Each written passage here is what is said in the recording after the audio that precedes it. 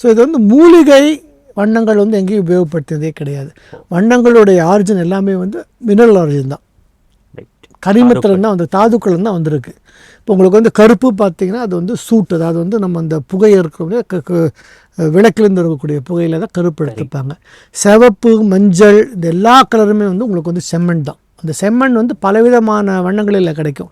சிவப்பிலிருந்து அதனுடைய வேறு அதை எடுத்து பொடி பண்ணி இது பண்ணி அதை வந்து சுண்ணாம்பில் கலந்து அதுக்கப்புறமா தான் வந்து இது பண்ணியிருக்காங்க. இது எங்கேயுமே வந்து மூலிகைக்கு வண்ணங்கள் உபயோகப்படுத்தி தான் எங்களுக்கு வந்து தெரியல இது வரைக்கும்.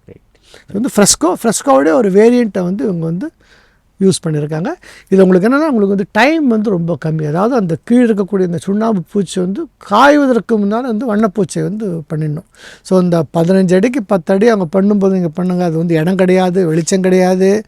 அதுக்குள்ளே வந்து முதல்ல வந்து சுண்ணாம்பு பூச்சி பூசணும், அது மேலே வந்து அடிக்கோட்டோவியம் பேஸ் லைன் ட்ராயிங் அதை போடணும். அதுக்கப்புறமா அதை வந்து வண்ணத்தை போட்டிருக்காங்க.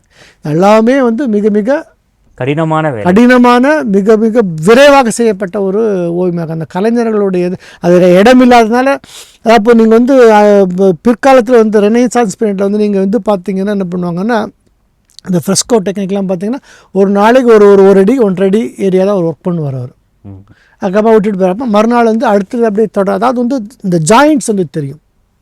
இங்கே வந்து ஜாயிண்ட்ஸ் எதுவுமே கிடையாது. அப்போ நீங்கள் யூரோப்பில் போய் இந்த ஃப்ரெஸ்கோ பார்த்தீங்கன்னா அந்த ஜாயிண்ட்ஸ் உங்களுக்கு க்ளீனாக தெரியும். கீழே இருக்கக்கூடிய அந்த கிரவுண்டுடைய ஜாயிண்ட்ஸ் தெரியும். வந்து பண்ணிவிட்டு கட் பண்ணிவிட்டு போயிடுவாங்க.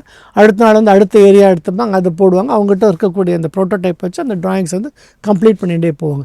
ஆனால் நம்ம இந்த சோழகால ஓவியங்களும் இந்த 15 அடிக்கு 10 அடியோ எவ்வளோ ஏரியா எடுத்துட்டாங்களோ அது வந்து ஒரே பூச்சி ஒரே டைமில் வந்து அவங்க வந்து இந்த ட்ராயிங் போட்டு குயிக்காக முடிச்சிருக்காங்க. இது இன்னொரு உங்களுக்கு இது வந்து ஒரு முக்கியமானது வந்து அந்த ஓவியனுடைய இது பார்த்திங்கன்னா, கிட்டத்தட்ட 1010 வந்து இந்த கோயிலினுடைய கட்டுமானங்கள் வந்து முக்கால்வாசி ஆல்மோஸ்ட் முடிஞ்சு போச்சு. முடிவரால் முடிஞ்சு போச்சு வச்சுக்கலாம். 1014 வந்து அவருடைய அரசர் வந்து இறந்து விடுகிறார்.